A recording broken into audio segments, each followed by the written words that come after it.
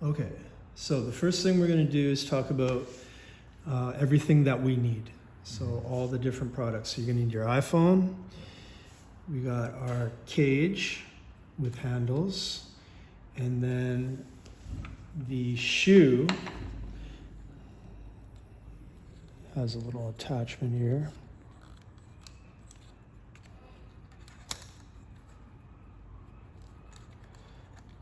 This is called a shoe. Okay. And then we'll just start there. The shoe goes in, and there's lots of different types of shoes and adapters and attachments for holding on to different items. This is a hub. Okay, the hub has a power source, but also 3 USB-C ports. So you can plug in different devices. This is going to be used for our mic. You can plug the mic directly into the camera, but this device and contraption holds on to it better. Now we got to put the camera into the cage. So I'm going to take it off the tripod and line it up. It slips in like that. And then the tripod attachment fits into the cage at the bottom, so that we've got a nice, stable camera. And that's looking pro.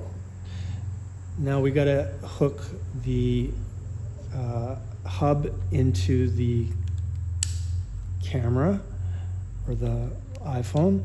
So this device is for a different cage. This cable will fit in better into this cage. So now we're connected there. Now the microphone. Okay, so the microphone has attachments for the wind. It also has this nice little L bracket or L adapter for, I'll show you that in a second, what that's good for. And then the microphone is inside here. We have 2 microphones. They're called the receivers.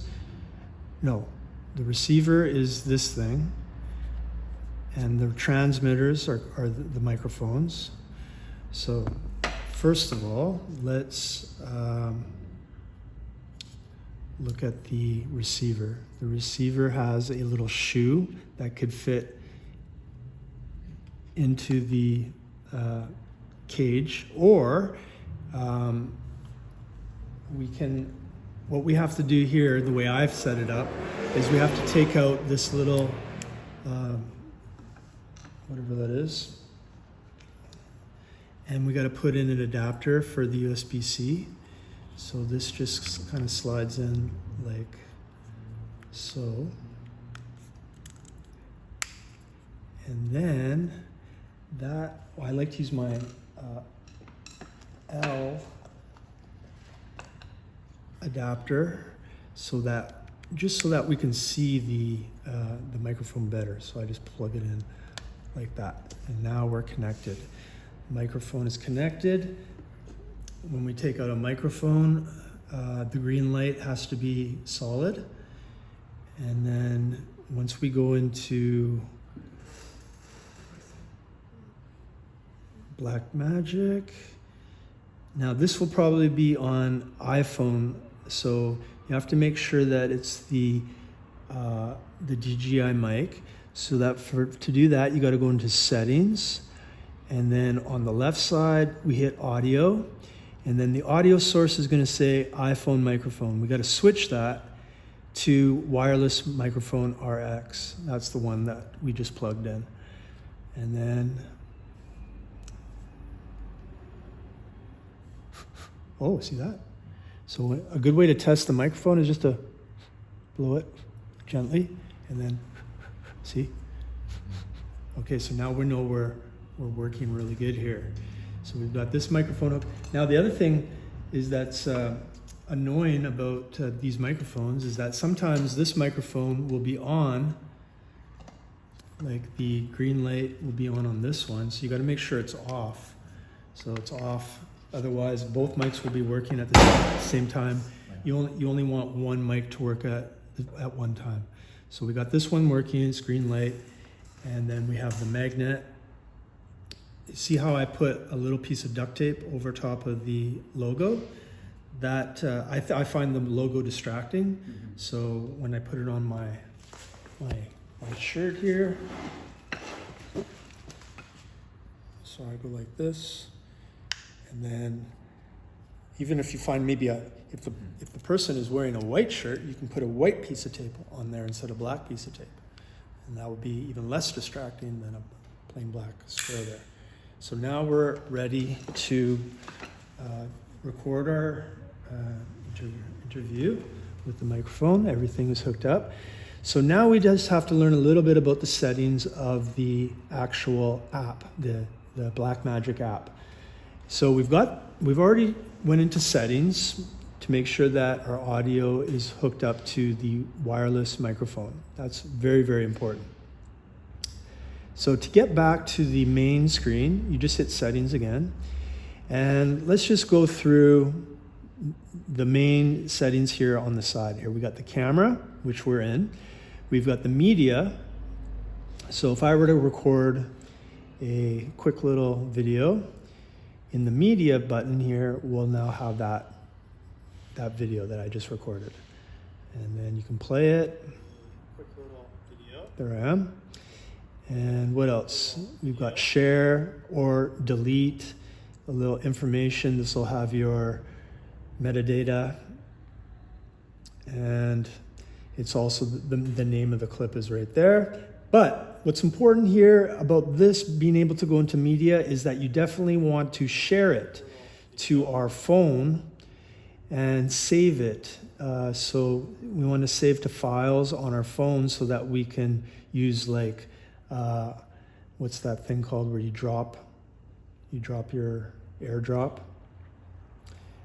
So if I go here and I share to files, I can share it not on the cloud, but onto my phone. So I can pick here on my phone, and then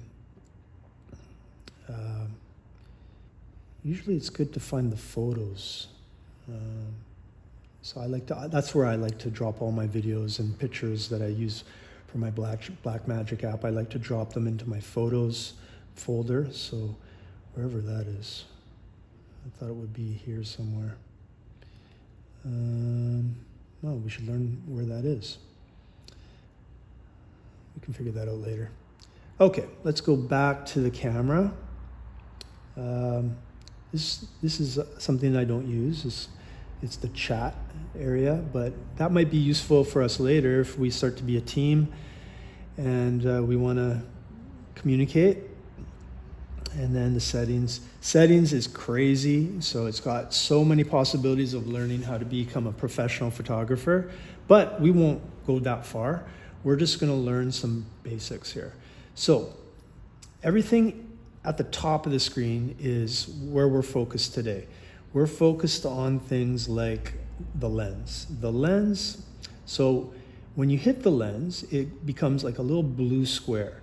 And then a new menu pops up over here on what lens you want to choose. So you choose your wide angle lens, you choose your normal lens 1 times, telephoto lens times 2, telephoto lens times 5, and then the front.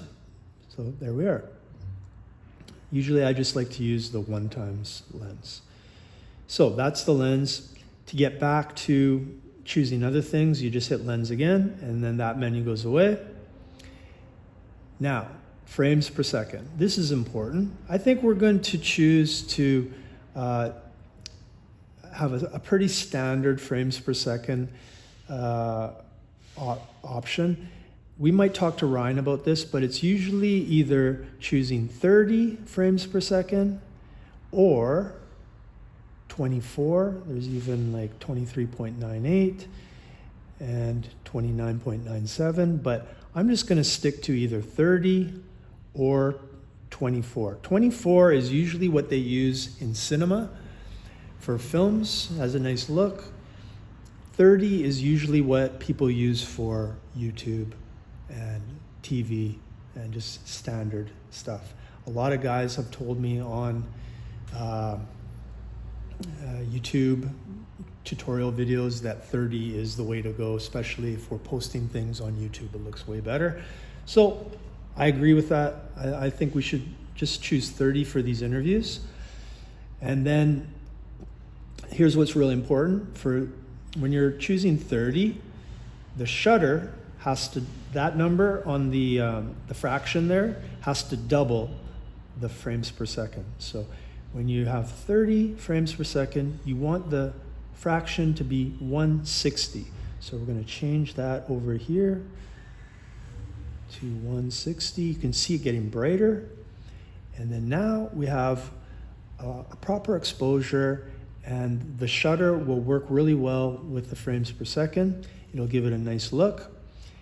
And we can lock it up here. This is what's important here. Hitting that blue lock button, that locks onto the shutter. So just in case we hit the auto focus and auto exposure, it doesn't change, okay? So remember that. Using the, set up the 30, set up the 1/60th, and then hit the lock button. And now we're good to go. We've got a nice locked settings for professional video. Now, it may be a dark setting. So in that case, we go into the ISO. So the ISO, we can control if we want to bring more light into the room. See, I'm overexposed now. Can you see that? Yeah.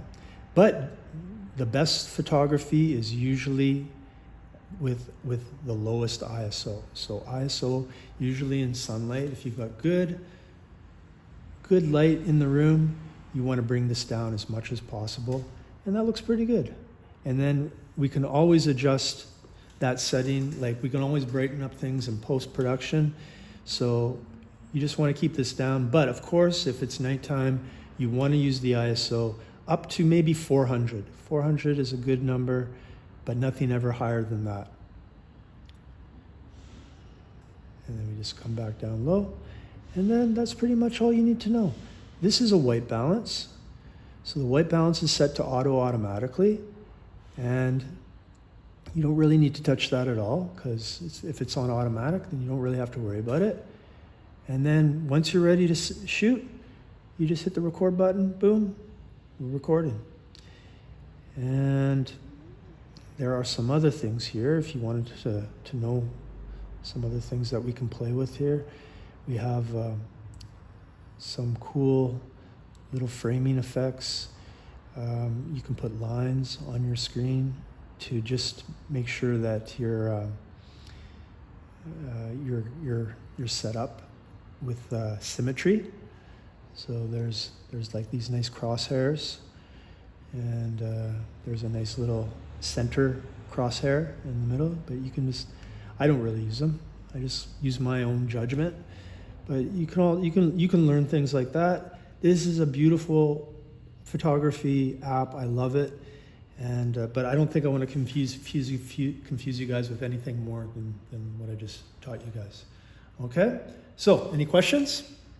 So far, so good. Okay, so you got that. This is all recorded on video.